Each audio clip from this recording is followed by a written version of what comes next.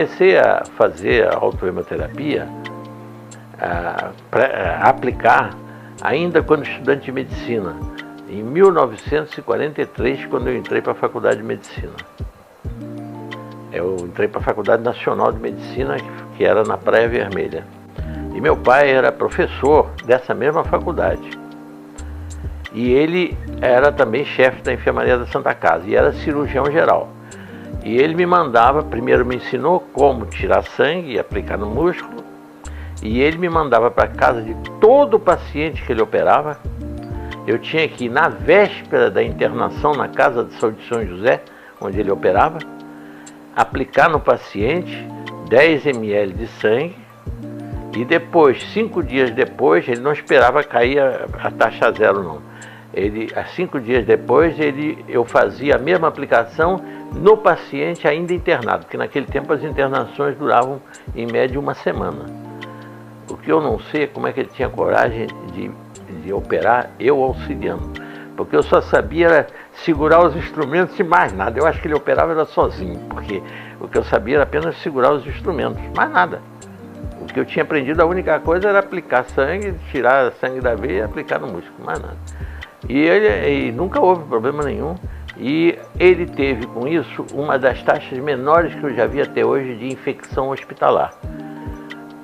Porque ele fazia isso porque o trabalho do professor Gerson Teixeira, que foi feito especificamente para evitar infecções pós-operatórias e que resultou num prêmio de cirurgia, do maior prêmio de trabalho publicado em 1940, e foi traduzido em 2 línguas, para o francês e para o inglês. Esse trabalho foi um sucesso enorme, o trabalho de Gerson Teixeira. Meu pai usava essa técnica porque ele tinha lido o trabalho de Gerson Teixeira. Ele tinha 150 cirurgias, operações diferentes, as mais variadas, comparadas com outras 150 idênticas, em que numa teve 0% de infecções pós-operatórias, quando aplicado o sangue, e na outra em que ele não aplicava, a título de contraprova, ele não aplicava o sangue. As mesmas cirurgias, as mesmas operações, ele teve 20% de infecções, porque havia naquela época, o grande problema era mais infecções pulmonares no pós-operatório, porque a anestesia era feita com éter, e o éter irritava muito os pulmões, então havia uma facilidade muito grande de infecções. Daí, como eu aprendi isso com ele, depois eu me limitei a usar durante muitos anos a autohemoterapia exclusivamente para evitar, para tratar de infecções, acne juvenil, que é uma infecção de estafilococcus, né? E também infecções evitar infecções de pacientes, que nesse tempo eu era também cirurgião. Então eu também usava o mesmo método. A finalidade era basicamente combater bactérias. Só a partir de 1976 é que eu passei a usar numa amplitude muito maior, graças a um médico, Dr. Floramante Garofalo, um ginecologista, que era assistente do diretor do Hospital Cardoso Fontes, em Jacarepaguá, e que era a pessoa que mais conhecia equipamento hospitalar do Brasil. Então ele já estava aposentado, tinha 71 anos, e ele foi chamado pelo Dr. Amauri de Carvalho, que era o diretor do hospital, para equipar o hospital, porque o hospital tinha sido um sanatório de tuberculose e foi transformado no hospital geral. Então precisavam as clínicas todas serem equipadas. E ele foi ser assistente do diretor. E eu era também assistente diretor. Um dia, o professor Garofalo, o Dr. Garofalo, ele, vamos dizer professor mesmo, porque ele merecia ser chamado de professor. Ele chega se queixando de uma dor, uma dormência que ele estava sentindo na perna, quando caminhava, fazia uma caminhada de 100, 200 metros, tinha que sentar na rua, no meio fio, porque não conseguia mais andar. E eu então disse para ele, olha, Garofalo, você tem que ser examinado por um angiologista, e nós temos um excelente aqui, chama-se Dr. Antônio Vieira de Mello, um excelente angiologista. É até primo, irmão daquele Sérgio Vieira de Mello, que morreu lá no Iraque. Então, ele vai ter que examinar essa perna. Ele examinou, primeiro com o aparelho, e disse, há uma obstrução na sua coxa direita, na parte média da coxa direita. Aí o Garofalo disse assim, bom, mas de que tamanho é? Bom, só fazendo uma arteriografia. Aí fomos para o raio-x, fez a arteriografia, ele tinha 10 centímetros de artéria entupida. Aí então, o doutor Garofalo, foi dito a ele, pelo angiologista Antônio Vieira de Mello, olha, só há uma solução, fazer uma prótese, tirar essa veia, essa artéria, esses 10 centímetros, e substituir por uma prótese de material plástico, né? Chama Dralon. Ele aí disse, o Garofalo rindo, disse, não, a mim você não vai fazer isso não, porque eu não quero virar um homem biônico. Hoje é essa artéria da coxa, amanhã vai ser do braço ou da outra perna, então eu vou fazendo prótese. Não, quem vai me curar é a autohemoterapia. E me pediu que eu aplicasse nele. Ele trazia, cada 7 dias, trazia uma seringa já tudo preparado e eu fazia a aplicação da autohemoterapia nele. No fim de 4 meses ele me disse, olha, não sinto mais nada, estou bom. Eu digo, mas o doutor Antônio Vieira de Mello é que tem que dizer, dar alta, né? Dizer se você está bom ou não. E fomos ao doutor Antônio Vieira de Mello. E ele disse, eu não acredito nisso, é impossível. Isso é sugestão. Você se convenceu tanto com essa autohemoterapia que você está achando que está bom. Ele disse, não, agora ando quilômetros, não tem mais problema nenhum. Bom, mas pode ser sugestão. Então eu que disse aí, que dei a resposta. Eu digo, bom, não há por que a gente discutir se é sugestão ou não é sugestão. Ô Garofalo, você se submete a outra arteriografia? Para já, vamos lá. E fomos para o raio-x e quando foi feita a segunda arteriografia não havia mais obstrução alguma. E assim ele viveu, nós conhecemos ele até com 90 e tantos anos aqui, passeando aqui nessa rua, na General Roca, aqui na minha casa. Ele morreu com mais de 95 anos, e sem nunca ter mais operado, nem ter feito nada. Então realmente foi uma coisa. Agora, isso foi daí que começou em 76, entre os meses de maio e setembro de 76, que eu fiz essas aplicações no Dr. Floramante Garofalo, que curou. Aí quando como compensação, ele resolveu me dar um presente, e me deu 2 trabalhos, um do professor Gerson Teixeira e o outro de Ricardo Veronese. Trabalhos que há um intervalo entre os 2 trabalhos de 36 anos, um de 1940 e outro de 76. Mas a impressão é que um foi feito para o outro, para combinar um com o outro. Por quê?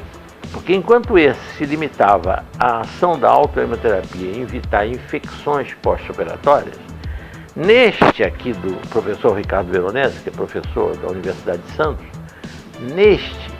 a imunologia já tinha avançado muito mais e tinha se descoberto que o sistema retículo endotelial tem muitas outras funções além da de combater as bactérias, muito mais do que isso.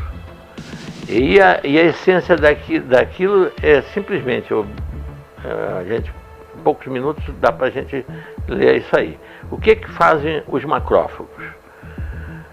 As principais funções deles são, isso no trabalho do professor Ricardo Veronese, clearance, limpeza, né, de partículas estranhas provenientes do sangue ou dos tecidos, inclusive células neoplásicas, cancerosas, né, toxinas e outras substâncias tóxicas. Clearance de esteroides e sua biotransformação, eliminação dos hormônios, dos esteroides. Remoção de microagregados de fibrina e prevenção da coagulação intravascular. É o motivo que eu tomo para evitar infartos e tromboses cerebrais, infartos das coronárias, porque ele faz a prevenção da coagulação intravascular e remove há possível entupimento que possa ter havido. Como removeu a fibrina que entupia a artéria femoral do Dr. Garofalo. Por isso que eu tomo. Ingestão do antígeno, seu processamento e ulterior entrega aos linfócitos B e T. O antígeno que produz a reação alérgica. Então tem uma grande ação nas alergias, no tratamento das alergias. Biotransformação e excreção do colesterol. Metabolismo férrico e formação de bilirrubina. Metabolismo de proteínas e remoção de proteínas desnaturadas, proteínas anormais. Detoxificação e metabolismo de drogas. Imagine, metabolismo de proteínas e remoção de proteínas desnaturadas. Hoje se sabe que essa doença encefalite, que dá a doença da vaca louca e tudo, é uma proteína que se chama prion, que é desnaturada. E ele então poderia ajudar no tratamento, ser um colaborador nesse tratamento dessas doenças, né? Respondendo por tantas e tão importantes funções, fácil de se entender o papel desempenhado pelo sistema retículo endotelial no determinismo favorável ou desfavorável de processos mórbidos tão variados como sejam os infecciosos, neoplásicos, câncer, degenerativos e autoimunes.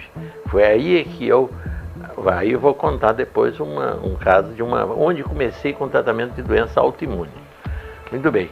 Agora, o que é triste é que o que o professor Jesse Teixeira descobriu em 1940, em 1976, 36 anos depois, ainda estava sendo estudado em países do primeiro mundo em ratos. E aqui não teve a divulgação que deveria. Está aqui esse trecho aqui. Doenças degenerativas.